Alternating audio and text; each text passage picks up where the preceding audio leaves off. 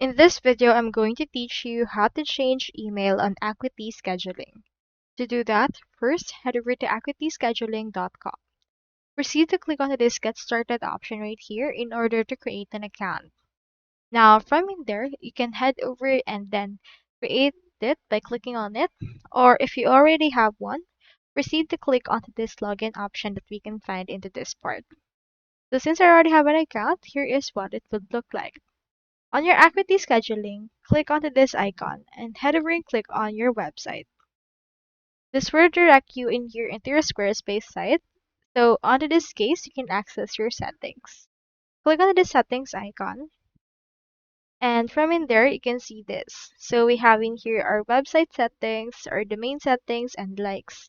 If you wish to access your account settings, you can do so by clicking onto your account itself, and you will be redirected to account.squarespace.com wherein you can see your actual account dashboard. In your account dashboard, you can find this account settings, so make sure to click on this.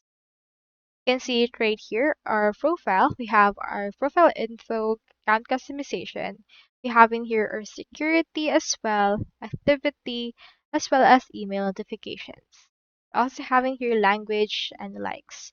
So typically to change your email, you need to head over right here into your security, and in here you can find your account ID and you can turn on account recovery in order to change your email.